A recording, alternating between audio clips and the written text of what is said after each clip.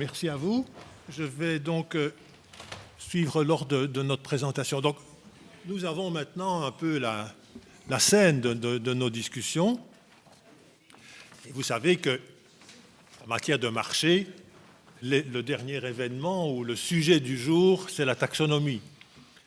C'est un terme très bureaucratique et presque barbare pour le grand public, mais en principe, c'est l'étape suivante dans la régulation ou dans les décisions à prendre par la Commission européenne. C'est en tout cas le mot à la mode dans les milieux de l'Union européenne. Et vous savez que c'est le Taxonomy for Sustainable Activities. Donc c'est une manière de faire une espèce de classification qui déterminerait, en fonction de la nature de la solution, si c'est inclus ou non dans ce qu'il faut faire ou recommander. Et ça, évidemment, une influence extrêmement importante en matière d'investissement, puisque les interventions publiques pourraient être limitées ou non par cette disposition. Alors, en principe, ça doit donner un cadre harmonisé pour tous les investisseurs, mais puisque nous parlons de nucléaire, nous savons tous que l'exception ou l'exclusion éventuelle ou probable ou possible, ça je vous laisse apprécier, de l'énergie nucléaire de cette taxonomie aurait évidemment des conséquences immédiates en matière d'investissement, ce qui est notre souci d'aujourd'hui. Donc cette discrimination, si elle est confirmée, est-ce qu'elle est justifiable ou pas, c'est un peu tous ces sujets dont nous allons parler ce matin. Et can you confirm that we are in line with our colleague from Krakow, Pavel? Yeah, hello Pavel, do you hear us and see us?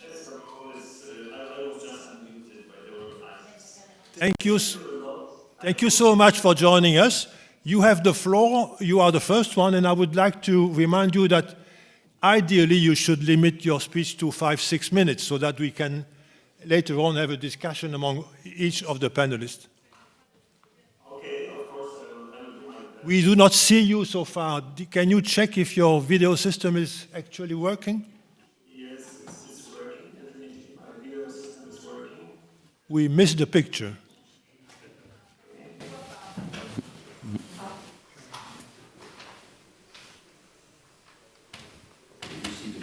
Now, we are seeing your slides, which is very important. Okay, could you hear me? Could you hear me properly? C'est bien. There you are. Hello. Hello. You can go ahead. Thank you a lot for the introduction of the taxonomy. I'm not a businessman, I'm not a politician. I'm just a scientist working since maybe 35 years in the radiation protection, radiation medicine. So I think the goal of my presentation is to present you one of the elements of the efforts to contribute to the taxonomy, because the discussion of taxonomy is very heavy. I think the scientists also can contribute to justify the use of atomic energy. So the story started from the technical report of the expert group in finance, sustainable finance. This report, which is from 2019, it was just 67 pages, very nicely. But such a short document, and also due to maybe the heavy discussion which took place, these experts couldn't really conclude that the nuclear energy value chain does not cause significant harm. So this significant harm is an element of the definition, what is sustainable, what is not sustainable. So in this situation, EC requested from the German Research Center, which also belongs to the European Commission, or is based on the European Union line, they invited to answer two major questions. Does the nuclear energy generation fulfill the do no significant harm criterion? And of course, the second thing which always comes in the discussion, what about the nuclear waste and the management of the nuclear waste? So it was just 2019, and in a year from that, in 2021 in March, appeared almost 400 pages document, which was prepared for the GRC, on the technical assessment of the nuclear energy. And the main conclusion of that was that there is no science-based evidence that nuclear energy does more harm to humans or to the environment than other electricity. So, in this situation, European Commission requests an opinion of Article 31 group of experts and asked several specific questions about this technology. So, first is how adequate is the legal framework on which the Joint Research Center works, and what are the consequences of waste management, and also the questions on if there are no scientific gaps in our knowledge which can influence such a So, you maybe not all of you are aware of what is the Article 31. Article 31 is an article in the Euratom Treaty in which the member states are designating experts, particularly public interest experts, to advise the Commission in all the rules concerning radiation protection and safety and radiation safety. So these experts are nominated every 5 years, and up to now, at the moment, we have 47 experts from 27 member states. And also we have observers from Norway, Switzerland, and many international organizations. But maybe the key point here is that the experts are independent. So in this particular case, experts will not represent any particular country or particular institution. But from the moment when they judge their opinion, when they give their opinion, they are simply give the scientific opinion independent on to which country they belong. So after several months, on June 28 this year, there was the opinion of the group of experts on maybe 18 pages. And the opinion was that in all major points, which was even in the JRC report, the expert agreed that the nuclear energy fulfills the requirements on to be sustainable and to be included in the taxonomy. So in particular, the European legal framework provides an adequate system of protection. Also, the deep geological repositories are safe, and means on environmental control are sufficient to ensure that also animals are not put on the risk of the plants. And so also it was stated that the current system of radiation protection current regulations are very well developed and is sufficiently conservative. But of course, even if the further research is needed, but the gaps cannot be seen as an indication of some real gaps in scientific knowledge that I can discuss longer if I have more time. And also the technical screening criteria, some criteria, some possibly calculated are adequate to make for the protection of people and the environment. So finally, the opinion was approved in voting, and 27 members of the group voted in favor. There was 3 abstentions and 1 against. So this member who made this vote against gave an opposing opinion. But in general, the opinion was approved. Okay, so I think it's a few minutes you requested me. I'm ready to give some more detailed presentation. Let's start it now for the further discussion. Thank you so much.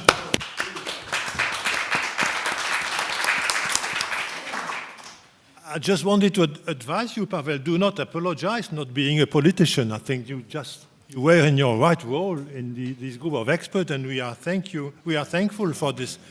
I think at 27 against 1, there is not really any room for discussion with such a decision. But can I ask you what could be the next step? I mean, you did your job as the group of experts, but did you get any signal from the European Commission on the next step? No, not yet. I think it's not our role.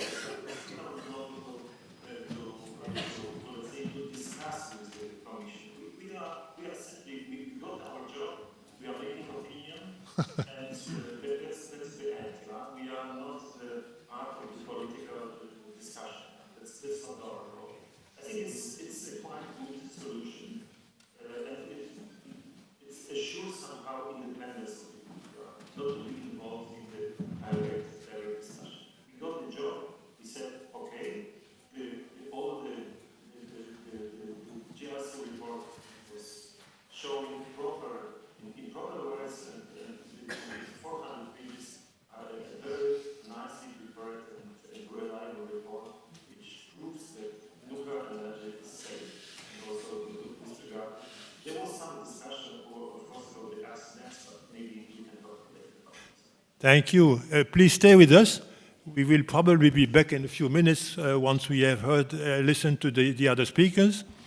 Anyway, you stay in your role, so you are an expert, and I think it's fine that the politicians would make their own decisions, but that the experts play their own role in the game. Monsieur le député, je voudrais vous passer la parole, si vous le voulez bien. Oserais-je dire que vous êtes au cœur du système, puisque j'ai cru comprendre que vous étiez membre de la commission de l'énergie, donc c'est quand même une préoccupation que nous avons. Alors dites-nous comment vous voyez ces choses et est-ce que l'on peut être plus entêté que ce que l'on vient de voir en matière de procédure et d'avis? Donc, si je comprends bien, la Commission a demandé l'avis de son propre service scientifique, ça ne lui a pas suffi. Elle a demandé l'avis d'un groupe d'experts qui paraît presque unanime. Qu'est-ce qu'on peut encore inventer? Écoutez, au nom du dogme, on invente souvent beaucoup de choses. Et le dogme antinucléaire a quand même une existence assez vivace dans les institutions européennes. Et tout le travail, et le mien notamment, je suis vice-coordinateur pour mon groupe Renew de la Commission de l'industrie, de la recherche et de l'énergie.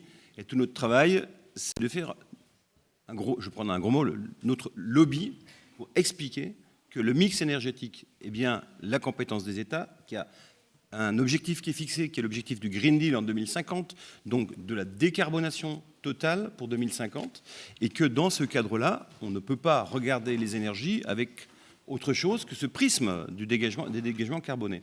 Et donc on essaye de se bagarrer pour qu'il y ait cette reconnaissance globale. Moi, je reconnais toute la part des énergies renouvelables, c'est extrêmement important, mais il n'y a pas que les énergies renouvelables pour atteindre la décarbonation en 2050. La Commission européenne a elle-même fixé un objectif en 2050. Elle a estimé que pour arriver à la décarbonation, il fallait entre 12 et 13% d'énergie nucléaire. S'il n'y a pas les 12 à 13% en 2050 d'énergie nucléaire, il n'y aura pas d'atteinte des objectifs du Green Deal. Je crois qu'il faut le dire très honnêtement. Et certains ont, au nom du dogme, encore une fois anti-nucléaire de base, ne veulent pas l'assumer. Alors, le nucléaire n'est pas la solution. Le nucléaire est une des solutions dans le cadre de ce mix, et il doit avoir les mêmes outils, les mêmes possibilités que les autres. Et dans les textes européens, on se rend compte qu'il y a systématiquement des exceptions au nom du dogme. Je vous prendrai juste l'exemple du fonds de transition juste qui a été adopté il y a peu de temps. Le fonds de transition juste, c'est un fonds qui est là pour aider les régions à sortir du charbon. Enfin, en général, des énergies fossiles. Et il y a un article explicite dans ce fonds de transition juste qui explique que le nucléaire est exclu. Pour qui? Pourquoi? Ben non, c'est comme ça. Les fonds régionaux également. Les fonds régionaux, le nucléaire est exclu des fameux fonds FEDER, c'est les fameux fonds structurels. Le nucléaire en est exclu. Alors maintenant, il y a la taxonomie. Alors la taxonomie, c'est la meilleure des idées. Moi, je trouve ça excellent de vouloir faire une classification de ce qui est soutenable, renouvelable, ce qui est soutenable pour la décarbonation en 2050. Parce que cette taxonomie, c'est aussi l'Europe qui peut porter quelque chose de fort et qui peut servir de modèle aux autres pays et au monde. D'où l'intérêt de bien le réussir. Et je dois être aussi extrêmement critique là-dessus. On a très mal commencé au niveau des institutions européennes pour faire cette taxonomie, alors que c'est une bonne idée. On a confié ça en fait à des financiers, à des économistes. Et le sujet, c'est plutôt l'industrie et l'énergie. Et donc, je vous prends un exemple très concret au Parlement européen. Les commissions compétentes pour parler de la taxonomie, c'est Econ et c'est Envie. Donc, que de la finance et que, on va dire, des environnementalistes. Ils ont tous d'autres qualités, évidemment. Enfin, je ne suis pas en train de les critiquer. Mais la commission en charge de l'énergie n'est pas compétente dans l'évaluation de la taxonomie. Donc, à chaque fois que nous venons On dit, attendez, vous avez pensé à ça? À chaque fois qu'on le fait, ah non, attendez, c'est pas la commission compétente, vous n'y êtes pas. Donc en fait, au nom du vieil adage politique, le pouvoir, ça se prend. Eh bien, depuis le début, notre commission, en partie sous mon impulsion, eh ben, on bagarre pour expliquer à nos collègues d'Econ ou d'Envie que ça ne va pas dans le bon sens. Et donc le combat pour la taxonomie, il a encore eu lieu il y a peu de temps, puisque vous savez qu'il y a un premier acte délégué qui a été pris le 21 avril par la Commission, dans lequel il n'y a pas le nucléaire. J'étais toujours parti du principe qu'on aurait dû auditionner tout le monde, toutes les chaînes de valeur, industrielles, énergétiques, puis après seulement donc, faire cette classification avec un acte délégué unique dans lequel on aurait tout mis. Alors on ne pouvait pas attendre, c'était important, les marchés attendaient, etc. Bon. Donc ils ont pris un premier acte délégué le 21 avril, en nous promettant plus ou moins un deuxième acte délégué dans lequel il pourrait plus ou moins y avoir le nucléaire et le gaz naturel. C'est un autre sujet de débat d'ailleurs, mais donc pour l'instant dans la stratégie. Et donc en fait on a en général 4 mois au Parlement pour objecter un acte délégué. Et donc 21 avril, vous voyez que les délais d'objection normaux sont passés, et donc au Parlement, on a un certain nombre de collègues être montés au front en disant tant que le deuxième acte délégué incluant le nucléaire n'est pas là, nous refusons de valider le premier acte. Donc obtenons un délai supplémentaire comme les textes le prévoient. Et donc je suis allé voir les collègues. Les commissions Envie et Econ n'ont pas suivi ce qu'une grande majorité de collègues par ailleurs pensaient. Envie et Econ ont validé tel quel le premier acte délégué, dans lequel il n'y a pas le nucléaire. Donc il n'y a plus d'objection au niveau du Parlement à ce niveau-là. Mais heureusement, on a mené également le combat auprès du Conseil européen, et une majorité des membres du Conseil européen ont fait le boulot que les parlementaires n'ont pas été fichus de faire, à savoir, ont demandé une prorogation du délai. Donc il y a 2 mois de plus pour objecter le premier acte délégué, qui a été obtenu grâce à la position majoritaire du Conseil européen, qui va nous permettre de continuer à mettre la pression sur la Commission, parce que c'est ça dont il s'agit. Alors la pression, elle commence à fonctionner, puisque Madame Simpson a présenté hier la toolbox, joli wording bruxellois, la boîte à outils pour lutter contre l'augmentation des prix de l'énergie. Et dans ce cadre-là, il y a un texte qui a été diffusé dans lequel elle écrit que va arriver le deuxième acte délégué dans lequel le nucléaire sera inclus. Elle parle également du gaz naturel. Et je donne les mots précis, puisque ça vient à la suite de ce que notre expert là vient d'évoquer. Donc, elle explique que l'acte délégué complémentaire couvrira l'énergie nucléaire sous réserve et en cohérence avec les résultats de l'examen en cours. Alors, donc c'est bien que ça inclue le nucléaire, évidemment, mais après, il faut savoir à quelle sauce tout ça, ça va être mangé. Donc il faudra quand même après voir dans le détail ce qui se passe. Mais si ça ne va pas, on objectera. Et très honnêtement, les contacts que j'ai dans les différents groupes politiques, parce que évidemment notre fonction est très transversale. Moi je suis le groupe central, le groupe Renew, mais on travaille aussi bien avec les groupes de gauche, de droite, même les Verts. Hein. Il y a certains Verts pro-nucléaires, oui ça existe, plutôt dans le nord, dans les pays du nord de l'Europe. Voilà, et donc on travaille à ça pour pouvoir objecter le cas échéant si l'acte délégué incluant le nucléaire n'est pas bon. Alors, à titre personnel, et je conclurai peut-être par là, je regrette vraiment qu'on mette dans un même paquet le nucléaire et le gaz naturel. On va se faire allumer, il va y avoir des gens qui vont vouloir objecter au Parlement européen en disant « Attendez, il y a le gaz là-dedans. Le gaz, ça pollue, c'est du carbone, il ne faut absolument pas ça. » Donc, Parlement européen, on va objecter le deuxième acte délégué. C'est le sens, d'ailleurs, de la délibération de la commission Envie, qui, en validant le premier acte délégué sur lequel il y avait beaucoup de renouvelables, va se retrouver avec un deuxième acte délégué, enfin complémentaire. On pourra tout beau jeu de dire, attendez, ça c'est le paquet qui pollue. Donc, empêchons ça. Alors, honnêtement, il y a aussi un courant pro-gaz important au Parlement européen, et peut-être que le gaz peut protéger le nucléaire. C'est-à-dire comme c'est dans le même paquet, ça peut arriver en termes de logique politique. Mais en termes de logique pour le grand public, qu'est-ce que vous donnez comme message ? Moi, le message que j'ai toujours donné, c'est le nucléaire procède à la décarbonation, au même titre que les renouvelables. Et maintenant, on va leur donner un acte délégué où on met ça pratiquement au même niveau que le gaz naturel, qui est certes considéré de transition. Pour moi, le nucléaire, ce n'est pas de la transition, c'est quelque chose de valable sur la durée et pas seulement dans une phase intermédiaire. Donc le gaz naturel, transition pour sortir du charbon, vous l'aurez compris. Donc le combat va continuer à ce niveau-là et on va essayer de faire au mieux. Ça impacte aussi les questions sur l'hydrogène quand même. Je voulais quand même vous citer ça. Et d'ailleurs, je vous prie de m'excuser, je vais être obligé de partir vers 10h30, après avoir écouté les deux autres intervenants à la table, parce que je dois interroger à 10h55 la commissaire Kadri Simpson qui vient devant notre commission de l'énergie au Parlement. Je dois l'interroger sur quelque chose qu'on appelle RED 2, donc Renewable Energy Directive, donc c'est la directive sur les énergies renouvelables, où je suis rapporteur pour mon groupe. Et je vais l'interroger sur un point tout à fait intriguant, qui est le fait que dans la promotion de l'hydrogène auprès des entreprises, donc il risque d'y avoir une mesure contraignante, enfin en tout cas,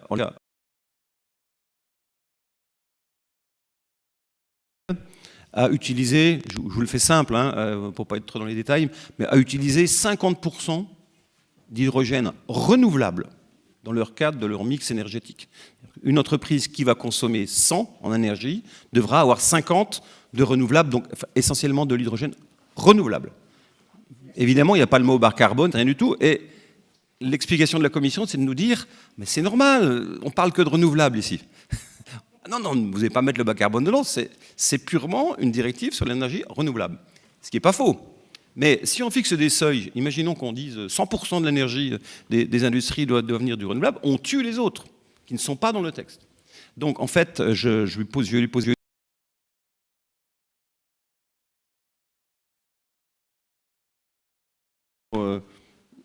hydrogène décarboné, on va dire. Eh bien, on aura effectivement loupé quelque chose. Et donc on travaille très très fortement sur ce texte qui est la prochaine priorité législative, puisqu'on est déjà en train de se réunir pour évaluer ce rapport RED 2. Merci. Merci beaucoup, monsieur le député.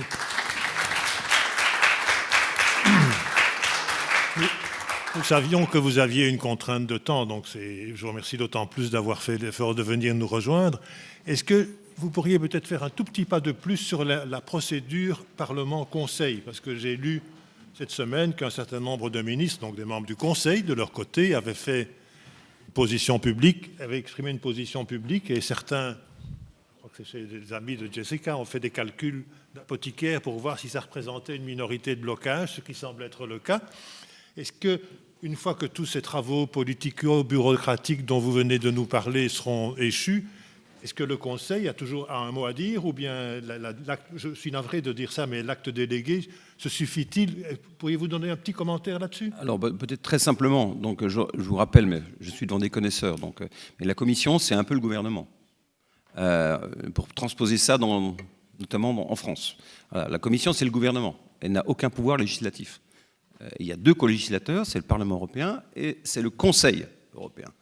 Donc en fait, à chaque fois qu'elle fait des propositions, elle est obligée de rendre des comptes à ces deux instances.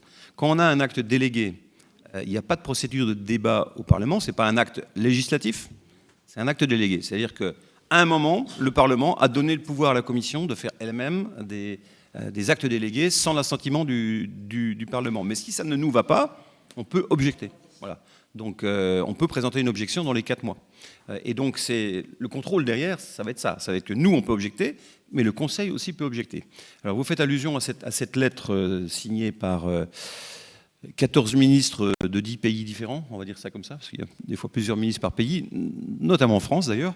Mais donc c'est une très bonne nouvelle. Bon, après les 10 pays, si vous voulez, c'est grosso modo le club de ceux qui, avec la France, assurent la promotion du nucléaire. Et il y a un club d'amitié, on va appeler ça comme ça, qui travaillent ensemble sur des perspectives. Pour moi, c'est un très très bon signal que cette lettre ait été signée, a été donnée. Ça peut nous valoir aussi une solidarité européenne sur la taxonomie, mais pas que. Ça peut aller au-delà, sur les alliances européennes de réacteurs de toute puissance, en particulier du SMR, qui est le petit démarrage, je dis ça devant Claude, c'est le petit démarrage, le SMR. Après, il y aura peut-être des choses voilà, de plus grande puissance qui pourraient être développées, mais ces choses-là vont extrêmement dans le bon sens, parce que je pense qu'une alliance autour des SMR, par exemple, peut être quelque chose d'actualité qui peut être mené très très vite, en attendant bien sûr la très grande puissance. Merci beaucoup. Pavel in Krakow, can you confirm that you were able to follow up what we are discussing so that I would like to get sure that you did not miss anything from the discussion so far? Can you hear me?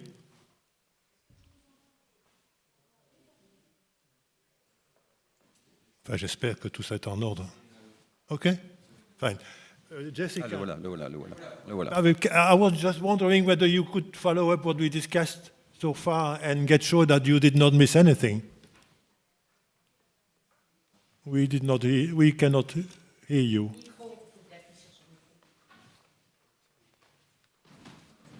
Is your mic on?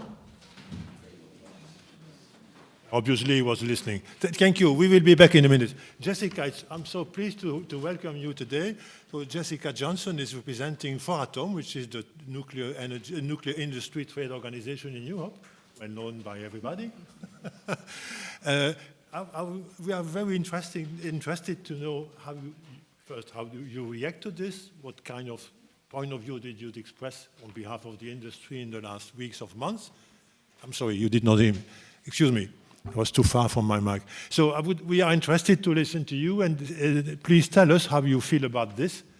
What do you expect from the next steps in this bureaucratic process in the EU, and more globally, what you would like to tell us?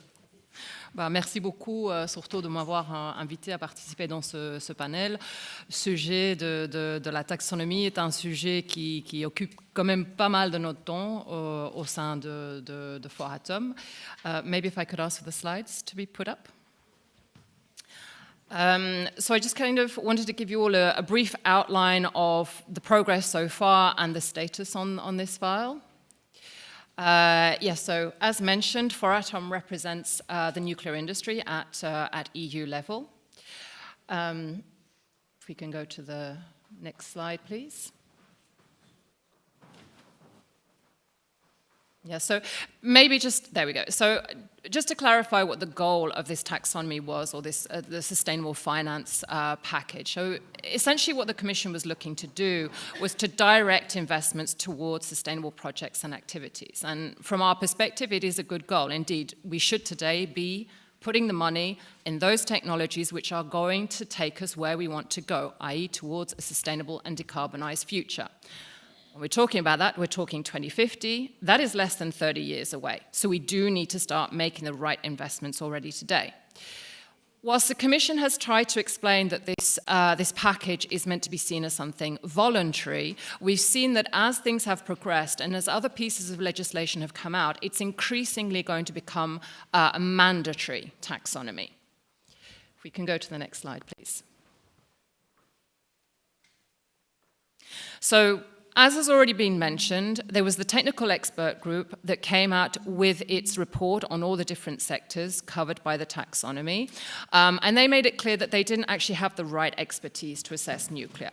So what they basically did was they didn't include, nor did they exclude nuclear from the taxonomy. They simply said that the Commission should reach out to experts with an in-depth knowledge of the nuclear life cycle to assess nuclear. There's been a lot of miscommunication, particularly from the anti-side, to say, oh, the TEC concluded that nuclear is excluded. That's not true. They didn't take a final decision on this. So now we come to the process that was followed. We have this scientific assessment of nuclear. As mentioned, we have the JRC report, which makes it clear that nuclear does not cause more harm than any other power-producing technology already considered as taxonomy compliant. Translation, nuclear complies with the taxonomy criteria. We also heard from Mr. Olko that the Article 31 group confirmed the conclusions of the JRC. At the same time as the Article 31 group conducted its assessment and produced its opinion, there was a second committee that was also asked to do the same work, and that is the Scientific Committee on Health, Environment and Emerging Risks. They are not specific nuclear experts. They're toxicologists, they're doctors, they're ecologists, so it's a broader range of expertise. Broadly speaking, this group also agreed with the conclusions of the JRC with a few concerns that they raised. And I want to put these concerns into perspective because, again, the antis have kind of jumped on board and used them to say, oh, nuclear should be out. See what the experts say. The Scheer Group, already in the beginning, asked the Commission if they could have more time because they didn't think 3 months was enough for them to do the work that was asked of them. This is particularly due to the fact that they were not nuclear-specific experts, and they would have liked to bring on board people with more of a nuclear expertise to help them. Because of the time constraints, this was not possible, and so this is in a way reflected in some of the conclusions or some of the concerns that they raise. With regards to the concerns, what we need to make clear here is they were asked to look just at nuclear. So in actual fact, the concerns they raise are concerns for all the technologies, because they relate to, for example, mining activities outside of Europe. And they query whether we can be sure that those mining activities are controlled and that they don't cause harm, because they're outside of the EU region. This, of course, is not an issue just for nuclear. Actually, it's a bigger issue for many of the other technologies because they consume much higher volumes of raw materials that are imported from various parts of the world. So they raise a concern. It's not a concern to be ignored. It is something that needs to be closely monitored, but it needs to be monitored for all technologies, particularly those consuming high volumes of raw materials. So that's just to put into perspective the points that the Scheer raised, so there's a better understanding of the reasoning behind them. If we could go to the next slide, please. So here you kind of have this slide showing, so you've got the take conclusions, you've got the JRC report, the Article 31 and the Scheer opinion. So essentially, according to what the communication said back in April, nuclear should now go under this complementary delegated act. But since then, things have moved on, and we knew already that this was not going to be a scientific conversation, this was going to be a political one. And over the summer, we've heard increasing comments, and even a statement from Kadri Simpson, that they may actually not put it under a complementary delegated act, but rather subject it to a separate legislative proposal. That would actually be going against the principle of technology neutrality as enshrined in the taxonomy regulation. Why? Because delegated acts follow different voting processes in the Parliament and the Council. So separate legislation would not be under the same legislative decision-making process. Ergo, you're not following the principle of technology neutrality. But the main message that I want to get across here is this issue remains highly political. It's no longer about the science. If we could go to the next slide, please. Where do we stand on this first delegated act? So the first delegated act was sent for what we call scrutiny on the 4th of June. And as mentioned by Mr. Gruyler, the European Parliament and the Council have 4 months to either adopt or reject the draft delegated act. They cannot amend it. Those 4 months can be prolonged by a further 2 months. Unfortunately, despite attempts within the Parliament to prolong that, they weren't able to get that prolongation in place, and so a decision had to be taken by the 7th of October. Motions to reject the delegated act were on the table, but unfortunately they did not get the required number of votes to pass.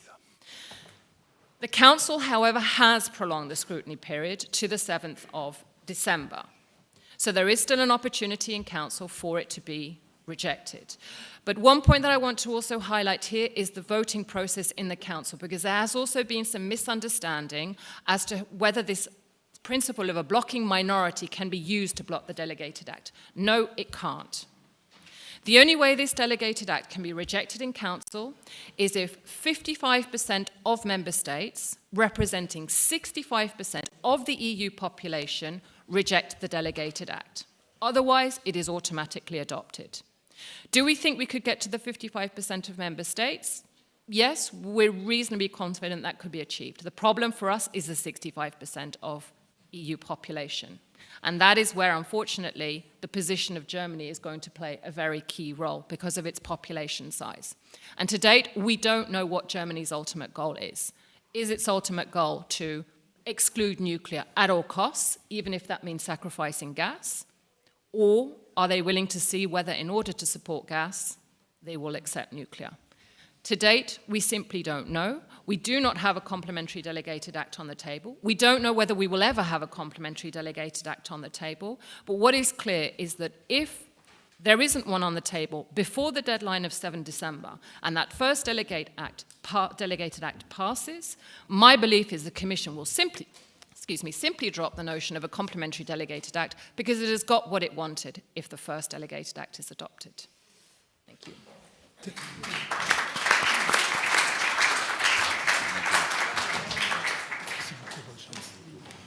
Jessica, thank you so much.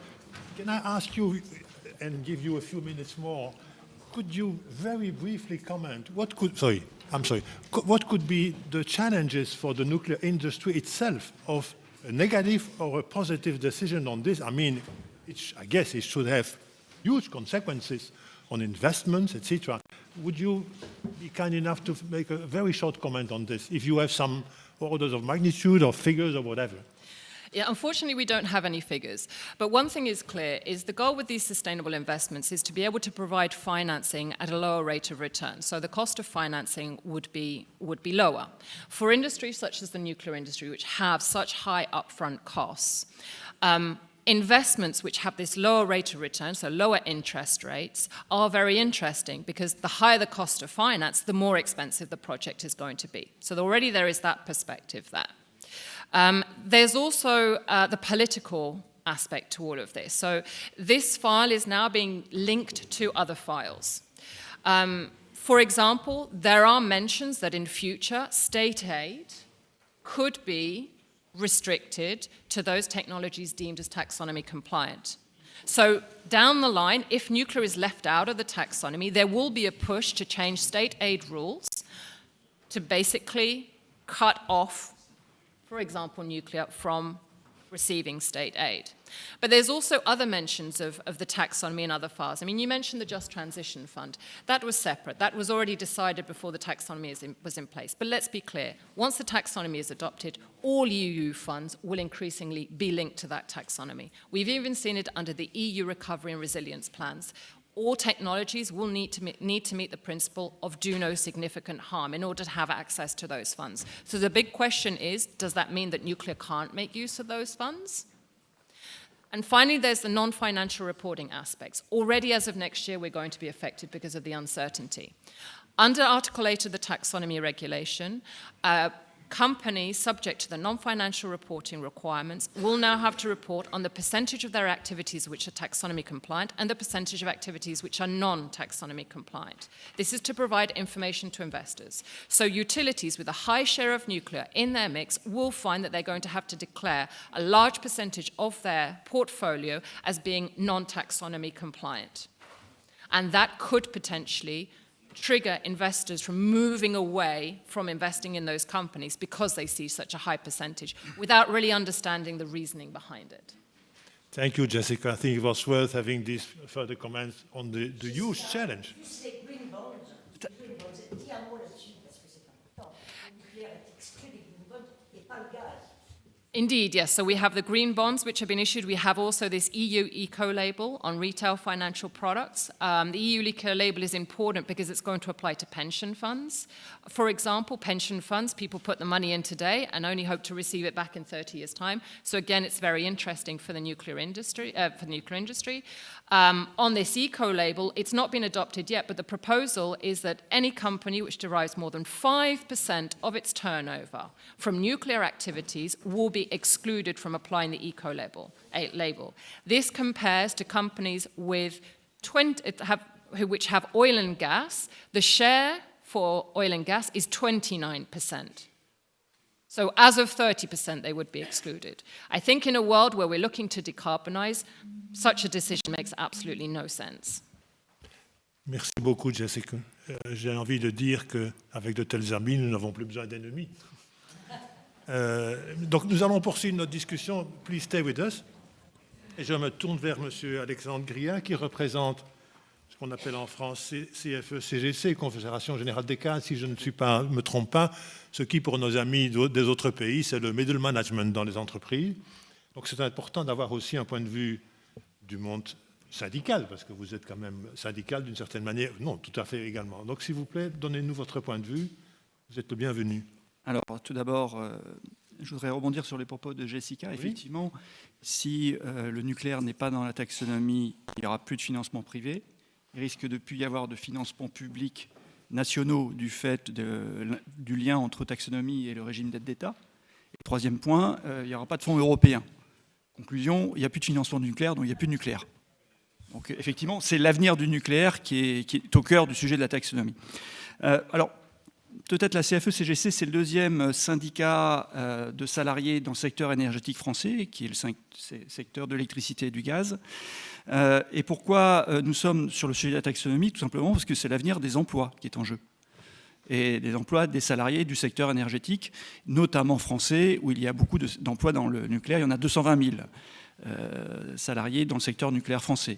Et au niveau européen, c'est 1,1 million d'emplois. Donc on voit que l'avenir du nucléaire, cette question-là, c'est la question de l'avenir des emplois des salariés que nous représentons. Donc il est important qu'on rentre dans le débat de la taxonomie pour défendre tout simplement nos salariés et nos adhérents. Porter la voix des salariés dans le débat auprès des institutions européennes, c'est juste crucial. Parce qu'à force de discuter avec les fédérations européennes syndicales que sont Industriol et EPSU, on se rend compte que la Commission européenne considère que la société civile, la voix de la société civile, se réduit à la voix des ONG. Or, les salariés sont des membres de la société civile, donc il est important que leur voix soit portée, elle aussi, comme la voix des consommateurs, comme les entreprises. Donc cette voix, notre boulot, c'est de la porter. Et de la porter dans un débat, celui de la taxonomie, qui est juste crucial pour l'avenir du nucléaire et des salariés concernés par l'industrie nucléaire.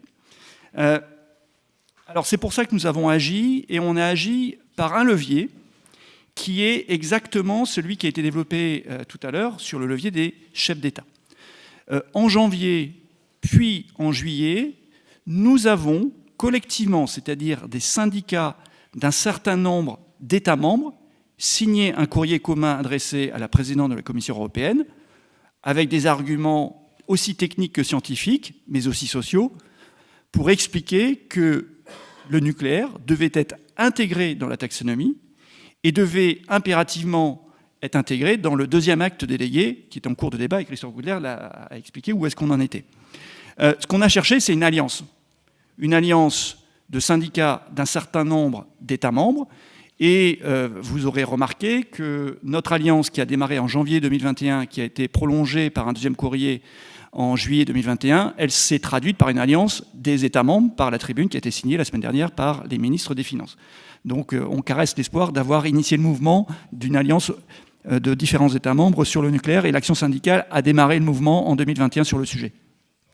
Je rajouterai juste un point, pourquoi on agit, l'intérêt du nucléaire, la défense du nucléaire, mais aussi pour contrer une idéologie qui fait florès, y compris dans l'écosystème bruxellois, c'est que l'avenir de la planète, il est forcément vert.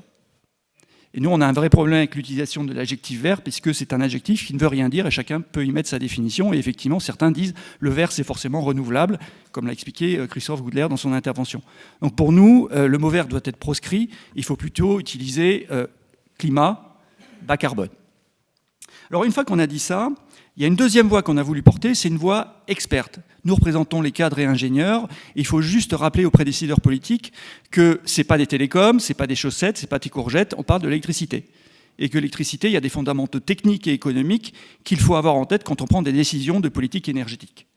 Et l'électricité, c'est à la fois un levier de décarbonation, ça a été brillamment expliqué depuis le début de la matinée, mais c'est aussi et surtout un sujet de système. Parce que l'électricité, c'est un système électrique.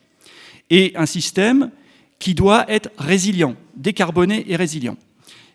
Et ça me permet de faire le lien avec la crise énergétique que nous connaissons aujourd'hui. Moi, j'ai coutume de dire que la crise que nous connaissons aujourd'hui, c'est juste le moment de vérité après 20 années de tsunami vert et libéral qui a déferlé sur l'Europe. Volontairement, si on prend une approche de système électrique, tant que les énergies renouvelables sont à un taux d'intégration très faible, les conséquences de cette intégration ne se voient pas dans le système. Le système peut être résilient, il n'y a pas de blackout, le système est stable, et deux, il n'y a pas d'impact sur les prix de marché.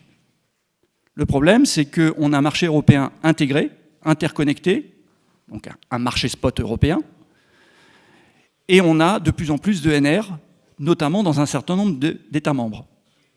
Et ça commence à se voir au niveau du système, sur sa stabilité et sur finalement la formation des prix de marché. Et la crise actuelle, c'est plus il y a d'ENR, plus il faut des moyens de backup fossiles, et plus on dépend des prix du fossile, ils sont des prix mondiaux. Donc la boucle est bouclée. Finalement, la crise de marché n'est pas déconnectée du développement massif dans certains États membres des ENR avec une contamination de l'ensemble du marché européen. Et je mets bien évidemment des guillemets autour du mot contamination. Ce que je veux dire par là, c'est qu'on est à un moment de vérité où il faut que l'Europe fasse son examen de conscience à la fois sur une intégration anarchique, quasiment idéologique des énergies renouvelables, intermittentes, qui ont donc un impact sur la stabilité du système électrique, mais également sur la formation des prix de marché au niveau européen. Donc on est à un moment quelque part copernicien où il faut faire cet examen de conscience, à la fois par rapport au marché et par rapport à un développement des ENR qui n'est pas équilibré ni raisonné. Je rajouterais juste comme élément de démonstration, c'est ce qu'on a dit à la Commission européenne, il ne faut juste pas oublier qu'il faut des énergies, des moyens pilotables de production pour assurer la sûreté du système. Si on n'a plus de nucléaire, qu'on n'a plus de charbon, il n'y aura plus de moyens pilotables et donc on aura un système de plus en plus instable puisque les promesses qui sont faites sur les moyens de stockage, ce sont des promesses et on ne sait pas si on les aura, ces technologies, et à un coût économique qui soit supportable par la société. Autrement dit, il faut arrêter de faire des paris sur l'avenir, il faut revenir un peu sur Terre. Et en ce sens, le nucléaire, qui est un moyen pilotable, décarboné et fournisseur d'emplois pour 1,1 million de salariés en Europe, c'est juste crucial. Donc si on veut assurer l'avenir du nucléaire, et je terminerai là-dessus, il faut une égalité de traitement entre toutes les technologies bas carbone. Égalité de traitement sur la régulation, égalité de traitement sur le financement. Donc on voit que ENR comme nucléaire, donc moyen bas carbone, si on veut avoir un prix de marché qui tienne la route et un système électrique qui soit stable dans la durée, il faut qu'il y ait égalité de traitement dans l'accès au financement. C'est le débat sur la taxonomie. Et il faut une égalité de traitement sur la régulation. Et clairement, il faut des signaux économiques de long terme pour déclencher les investissements dans toutes les technos bas carbone. Et ça suppose de sortir du dogme du prix spot, court terme, et de mettre en place des mécanismes de long terme dans le marché. Alors, je ne vais pas dire qu'il faut revenir au temps du monopole. On pourrait tenir cette thèse, mais à minima, il faut mettre des instruments de long terme dans le fonctionnement des marchés. Power Purchase Agreement, contrat pour différence, c'est-à-dire ce qui a été validé sur le projet Hinkley Point par la Commission européenne au nom d'Euratom, donc ça va clairement dans le bon sens. Il faut donc cette égalité de traitement dans la régulation et le financement. C'est pour ça, et je reviens sur le sujet de la taxonomie, finalement, le sujet de la taxonomie, il est juste crucial pour l'avenir des salariés concernés par le secteur nucléaire en Europe. Merci beaucoup.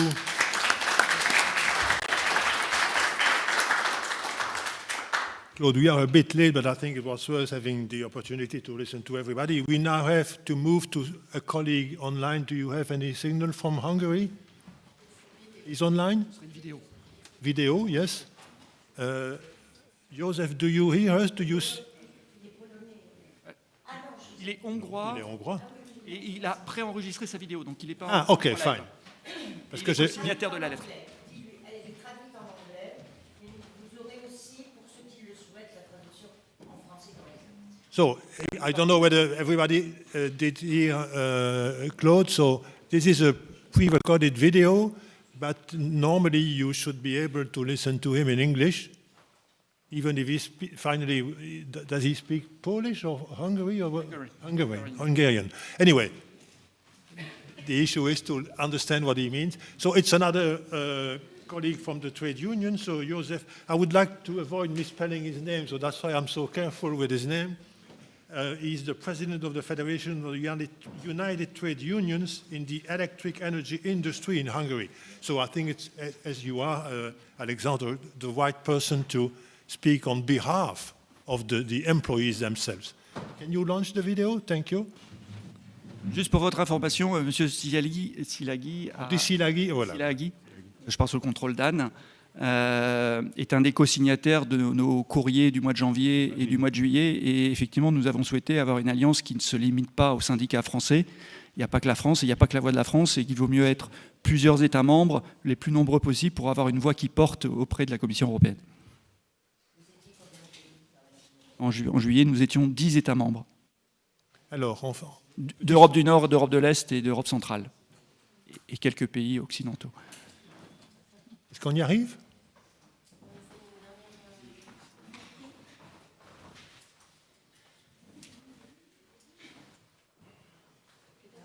Je serais navré de ne pas lui donner la parole, mais nous devons avancer, malheureusement.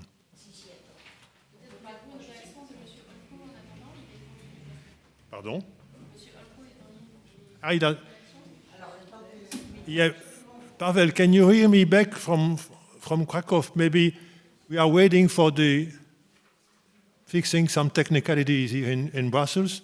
So maybe do you want to comment on what you already heard from the invitees, from the industry, from the parliament, the colleague from the union? I know you are not a politician, you did it, you said it, but anyway, I would not like to be sarcastic, but tell me, what's next? Is there another committee that the Commission or is going to consult? When do we reach the end of this process? Micro. Can you check your mic because J'espère que c'est pas un problème. Yes, go ahead. Le problème, il n'est pas dans la salle. Can you check your mic, Pavel?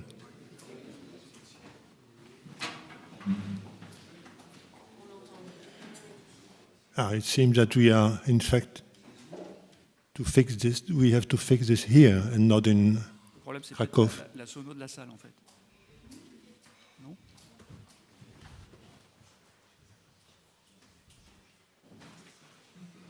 Bon, je pense que nous devrions...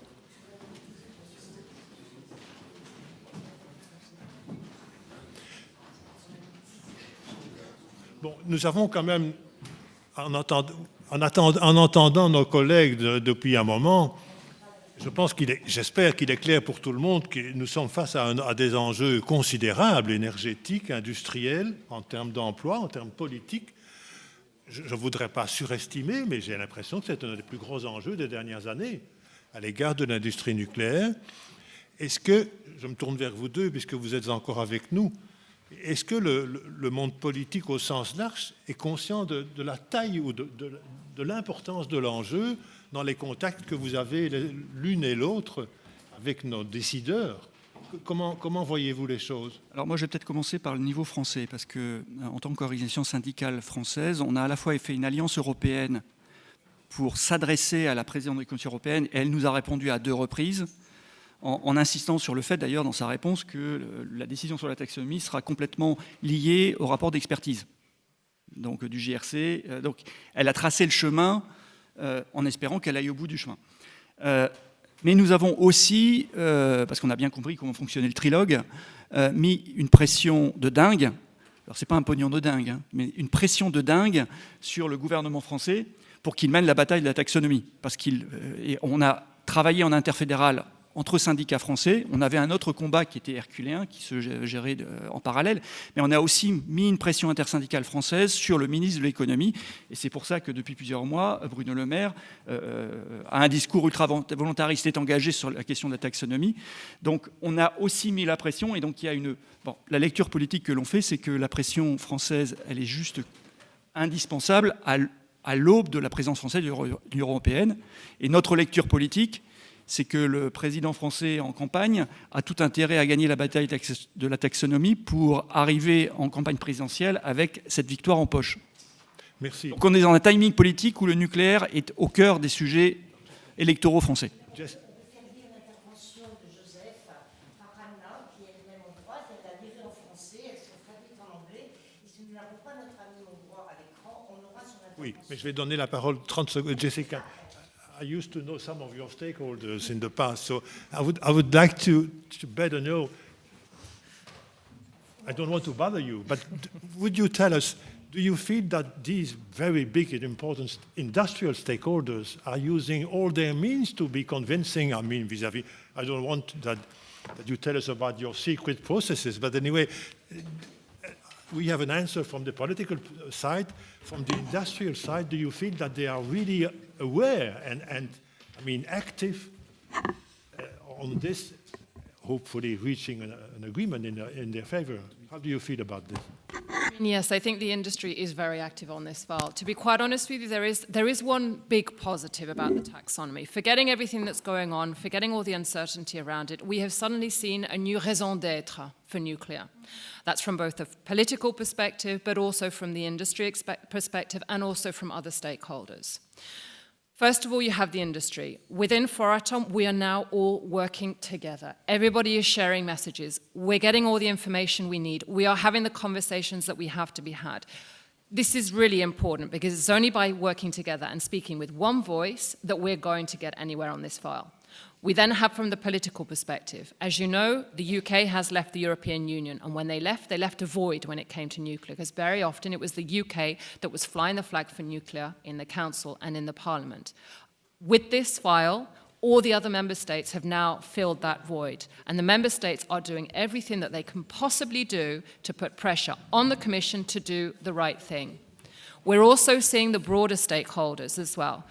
It has given them an opportunity to have a voice. In the past, pro-nuclear advocates stayed silent, and the neutral nuclear advocates as well. This file and the discussions ongoing around this file have given them the platform to express their opinions, and we are seeing it everywhere. We're seeing it out on the streets. We're seeing it on social media. We are seeing it in events. So whilst we have all this political uncertainty, and it's an extremely frustrating file, we do have this one huge positive, and that is that it's given us a new reason to be out there and reason to fly the nuclear flag. Thank you very much. As the saying goes, at least in French, à quelque chose, malheur est bon. Maybe you know this. Alors, maintenant, nous allons tenter une petite performance technique. Donc, nous allons visionner la vidéo de notre collègue, qui, si je comprends bien, s'exprime en hongrois, mais madame qui a gentiment la disponibilité de nous traduire en français, ce qui permettra à nos collègues dans les cabines de le faire en anglais.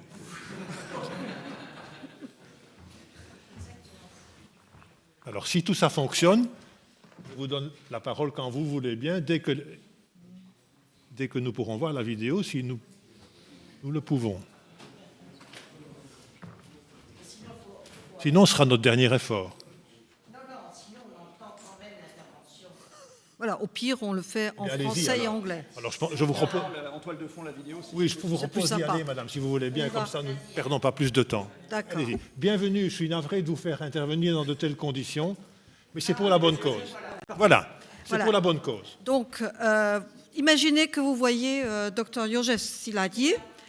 Il est là, donc c'est lui qui parle. Hein. Donc, en hongrois, voilà. Mais moi, je vais vous le dire en français. J'ai l'honneur de saluer les participants à la conférence organisée par ASCPE à la Fondation universitaire. C'est un grand honneur pour moi de vous adresser la parole en tant que président de la Fédération syndicale unie de l'électricité, dont les affiliés en Hongrie sont en tout premier lieu les salariés du secteur de l'énergie électrique. Notre syndicat a adhéré aux actions syndicales européennes organisées pour la défense du nucléaire et nous avons signé la lettre adressée à Ursula von der Leyen, présidente de la Commission européenne, pour deux raisons. D'une part, en 2020, le nucléaire en Hongrie produisait 46,4% de l'énergie électrique et en 2030, avec l'investissement PAX 2, on produira 54%. D'autre part, le nucléaire signifie aussi des emplois de qualité dans la production d'électricité à préserver dans l'avenir. La Hongrie s'est engagée, elle aussi, à contribuer au succès des efforts européens de transition bas carbone, dont les objectifs ont été modifiés l'année passée, au mois de mai, pour arriver à une réduction de 55% en 2030 et pour atteindre la neutralité carbone en 2050. Cependant, nous sommes fermement persuadés que la production nucléaire doit jouer un rôle de chef de file en Europe pour atteindre la neutralité carbone. Nous considérons aussi que la prépondérance des sources d'énergie renouvelables disponibles par intermittence mettront en danger la fiabilité du système d'énergie électrique. Nous aurons besoin plus que jamais auparavant d'une énergie de base plus contrôlable et suffisante produite du nucléaire. Il est important d'élaborer une stratégie de transition énergétique et de nouvelle croissance durable qui intègre toutes les énergies propres, y compris le nucléaire. Nous avons organisé en Hongrie plusieurs conférences internationales au sujet de la décarbonation et de la transition juste et équitable. Nous avons souligné chaque fois et exprimé aussi dans nos déclarations l'importance que les participants accordaient au développement de nouvelles technologies, à la recherche et à l'innovation, à la neutralité technologique, aux besoins de formation et d'un système de retraite flexible afin d'atteindre la neutralité carbone.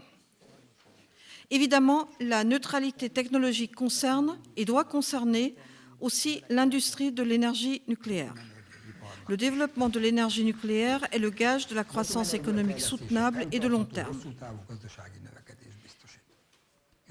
Par la création d'emplois bien payés, par d'importantes garanties sociales pour les salariés du secteur, par le développement de la formation et du système d'enseignement continu, par une meilleure qualité de vie et espérance de vie des travailleurs du secteur du nucléaire qui bénéficient de protection du travail, sécurité au travail, soins médicaux spécialisés de très haut niveau, par une meilleure qualité de vie des habitants des zones desservies par l'énergie nucléaire, produite avec une technologie de pointe sûre et écologique. Toute décision contraire à la neutralité technologique, l'exclusion de la taxonomie de n'importe quelle technologie de production d'électricité crée une distorsion de concurrence. La discrimination est inacceptable. Il est inacceptable d'exclure le nucléaire de la taxonomie.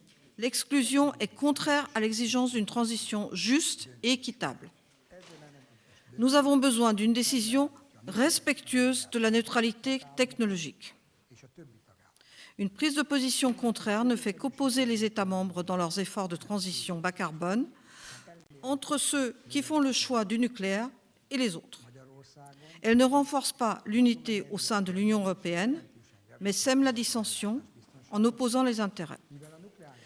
Le développement du nucléaire en Hongrie nous donne une plus grande sécurité d'approvisionnement car le combustible nucléaire est facilement stockable. Actuellement, la centrale de Pax dispose d'un stock suffisant pour 2 ans et par-dessus réduit l'utilisation du gaz naturel dans la production d'électricité. Enfin, l'investissement Pax 2 en Hongrie, la construction de nouveaux réacteurs est financée par la Russie. Cependant, la reconnaissance de l'énergie nucléaire dans la taxonomie est importante pour nous aussi, car ce n'est pas que de nouvelles unités dans le secteur du nucléaire dont la construction doit être financée, mais aussi la recherche, la formation, les réseaux et la gestion du combustible usé et des déchets nucléaires, les investissements pour augmenter la production, par exemple la prolongation de la durée d'exploitation. La coopération dans ces domaines-là est essentielle pour nous. Nous sommes pour le pacte de solidarité énergétique qui permettrait une coexistence plus efficace des sources d'énergie nucléaire et non nucléaire, des États nucléaires et non nucléaires, d'un grand intérêt public. Je vous remercie de votre attention qui m'honore. Je vous souhaite encore une conférence très réussie et je vous salue tous et toutes depuis la Hongrie.